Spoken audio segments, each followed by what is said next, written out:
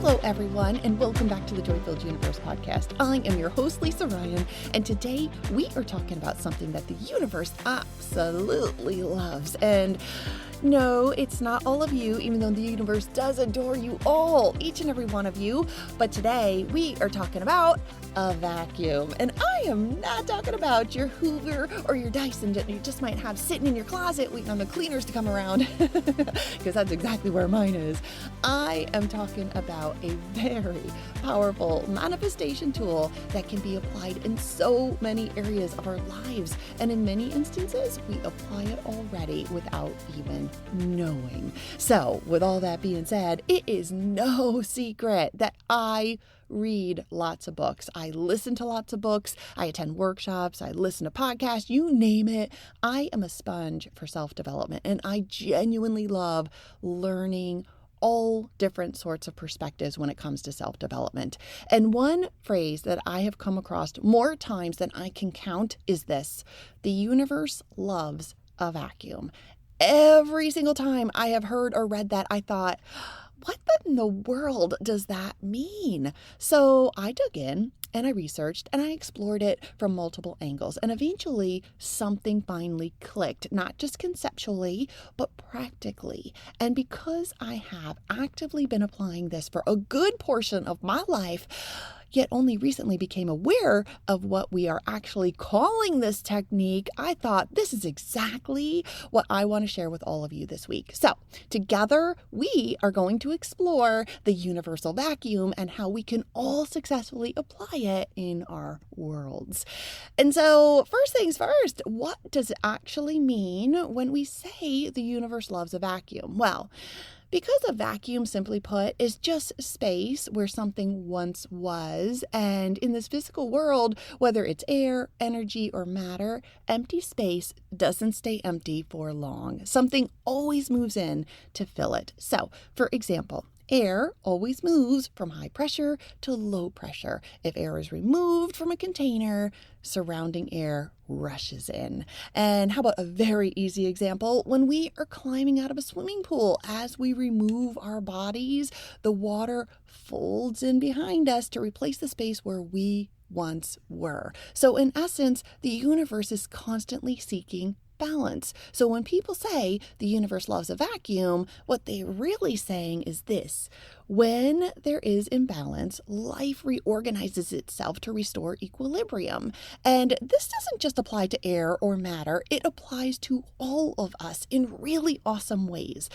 Our bodies, for example, our bodies do this through homeostasis, by maintaining that dynamic balance within so that our cells and our tissues and our organs can function properly. Our brain does this through neuroplasticity, which is the ability to rewire and strengthen or create useful pathways while releasing those that no longer serve us. And our lives in general reorganize to restore equilibrium through circumstances, relationships, environments, and opportunities. In all of these cases, we are experiencing vacuums, or I could say, in all of these cases, when something is removed, something else moves in. All right, so let's ground this concept with a very simple example like decluttering. Whether it's a drawer or a closet or a room. When we clear physical clutter, what happens? Well, we typically feel lighter, we feel more organized, and we feel more open and free. And we can also apply this towards our mental decluttering. So when we mentally declutter, we stop rehearsing old mental stories such as, I'm stuck, I don't have enough, this always happens to me, when will it be my turn? And we consciously remove those thoughts. We create a mental vacuum, and the brain cannot leave that space empty. It begins to search for new explanations, new perspectives, new possibilities, often without us forcing anything. And here's a fun little tidbit that I love because it is from a really great perspective and something that I love. It's through the lens of quantum physics. What we call a vacuum in the wonderful world of quantum physics is not empty at all, because that vacuum is filled with potential energy and movement and unseen activity that is being orchestrated just for us and our highest good. But in order to experience this, we have to be willing to let go. And many of us, self totally included here, can feel afraid to let go. The thought of empty space feels terrifying because it is the depiction of being in that void or that in-between space of what was and what's next. And that fear from a human experience absolutely makes sense because our minds love certainty and timeliness and knowing what's coming next. However, that pause, it isn't a problem or a mistake. It's not a sign that nothing is happening. In fact, that pause is often when the most magic is happening. So if you take nothing else from this very long explanation of a vacuum, take this. A vacuum is not nothing, which, well, is a double negative 100%, which means this: it is something. That something is possibility. It's space charged with potential. It's a space where old patterns have released and new ones are still organizing. And it's a space where the universe is actively aligning people, timing, circumstances, environments, and opportunities, even when we can't yet see the evidence. So, instead of fearing the void, get curious about it. Get excited about it and get ready, because it is not a waiting period. It is a creation period. This is where things are being rearranged in ways that could never have happened if we had stayed exactly where we were. Letting go doesn't leave us with nothing. It opens the door for everything that is trying to find its way to us, which is exactly why letting go is such a powerful manifestation tool. Because when we release what no longer serves us, like that draining job or an unaligned relationship or a belief that keeps us small or clutter tied to an old version of ourselves, we are not losing anything. We are creating conditions for something new to arrive, not because we're forcing it, but because systems naturally reorganize for our highest good. I have chill bumps all over just thinking about all of that. Okay. So the most appropriate question that we can be asking ourselves right now would be this: how do we intentionally create a vacuum? And the answer to that question, I am going to pull from some of the key areas that come up when I am coaching or mentoring folks. And those key areas are money, relationships, career, and our homes. So first, money, right? When people say they want more money, but nothing changes, it's often because there's no space for it to come in. There's no place for it to land. So we have to create a financial vacuum. And we can do this by releasing scarcity language, being cautious about overgiving without being open to receiving.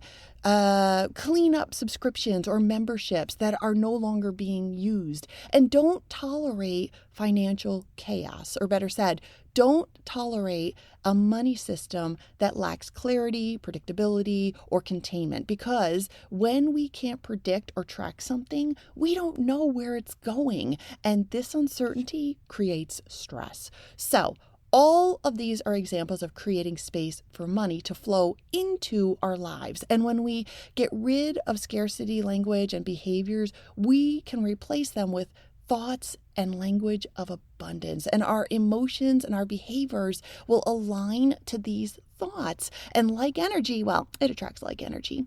And when we become cautious about overgiving without being open to receiving, the opposite is reciprocity. And we welcome support. We receive without guilt. We allow money, help, and opportunities to come toward us instead of proving our worth through depletion. This all restores balance, and balanced systems expand.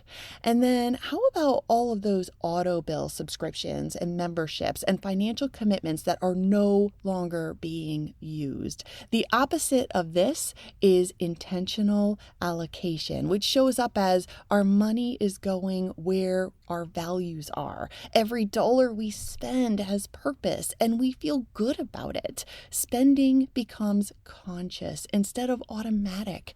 And this clarity creates confidence, and confidence naturally invites more abundant flow.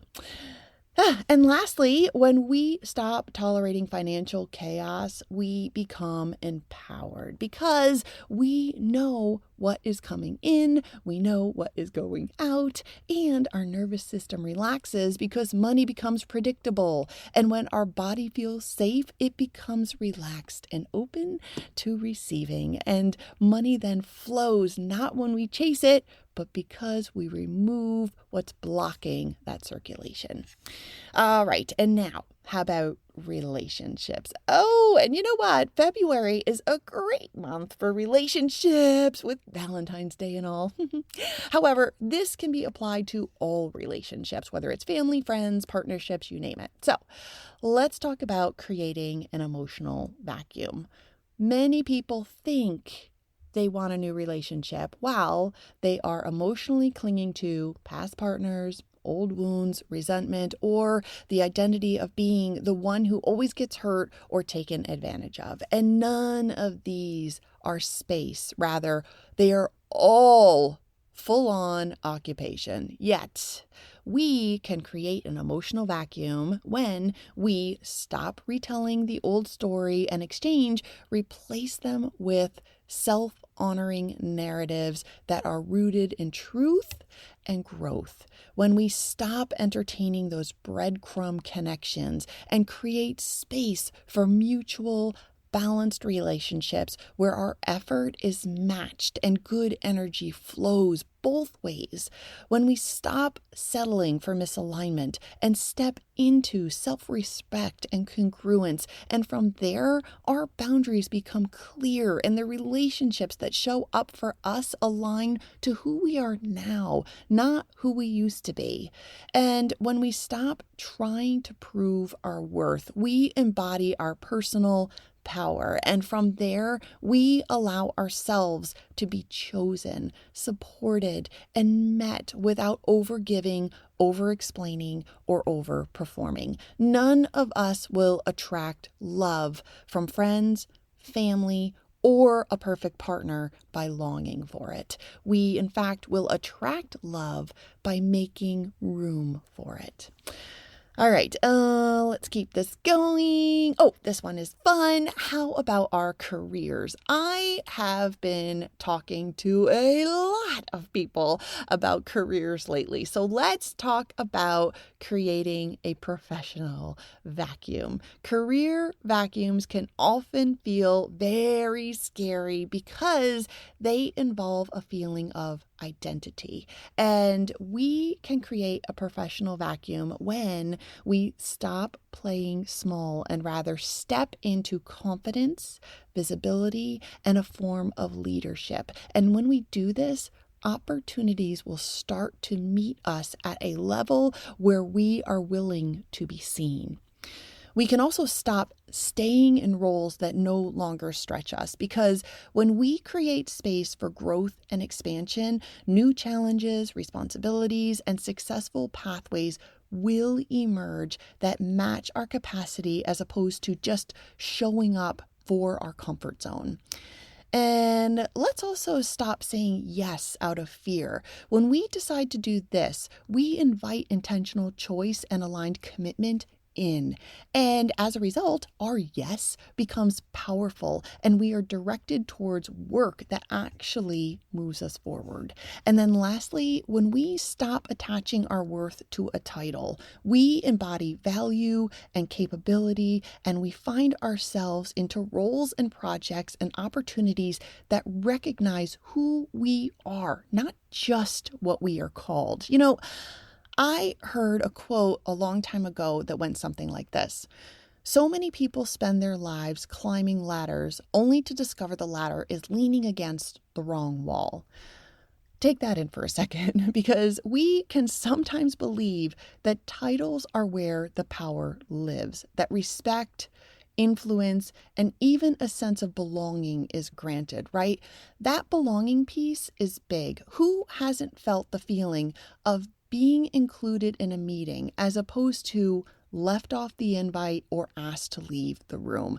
I certainly have been on both sides. Yet regardless of what we have experienced, we tend to believe that the word or words that appear on our business card defines us. Manager, director, vice president, partner, advisor, founder. And the truth of the matter is this: when people hold certain titles, others often do rise to meet it. They align to the role, they meet expectations by responding accordingly, they respond to the hierarchy, right? But guess what? If we allow ourselves to chase the title only because we feel that it is a majority of our identity and defines us, then what happens to us when the title disappears? And I know I'm making this one extra long, but lately I have been spending lots of time coaching folks around this very subject, myself included to a degree. And so I'll wrap it up like this. True power doesn't come from what's written under our name. It comes from how we show up when no one is watching. Our values, our voice, our actions. Because when we are in true alignment, the title becomes irrelevant. People will always feel us way before they read our title. And from a vacuum perspective, no title will ever fill the space that was meant to be occupied by purpose.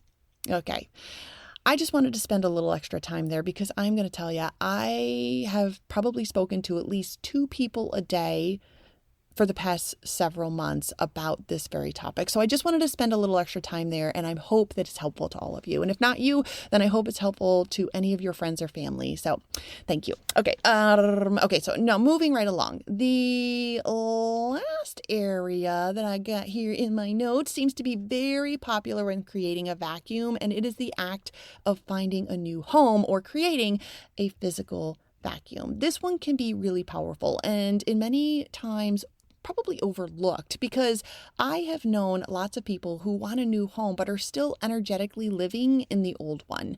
And from a physical vacuum perspective, when we clear space or declutter in our current home, heck, even rearrange the furniture so that the space feels kind of refreshed. Because when we do that, we invite movement and flow and readiness. Our environment signals openness, and then the opportunities start to organize around us. And we also need to stop saying things like, this is temporary, and replace those words with presence and ownership of now. So when we treat our current space with respect, our future will respond with stability and support. And we can even visualize ourselves living differently, because by doing this, we activate identity-based alignment. And then our behaviors, decisions, and timing begin to match the life that we are ready to live. And I'm going to say, this is kind of where I am right now. I absolutely see myself in a house one day, not a townhouse, not a condo, a house. So I'm starting to tackle projects around my current home so that it becomes a property that is ready for someone who wants to rent it. So I'm like getting the accent wall in my second bedroom painted finally, after several months that have passed since there was like damage that I incurred from a bad sprinkler pipe. And thank you, universe. It was fixed and there was little to no damage, but that stinking wall needs to get done. So I'm calling the painter tomorrow. Tuesday is the day I'm calling.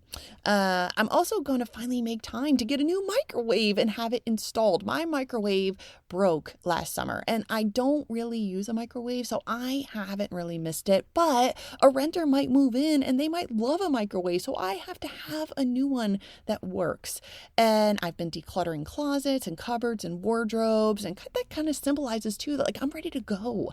And lastly, my bathroom shower is amazing, but the water only gets just so hot, and I love hot shower. And even though I can get hot water everywhere else in my home, it only just gets kind of hot in my shower. So I am finally going to call a plumber and get that fixed too.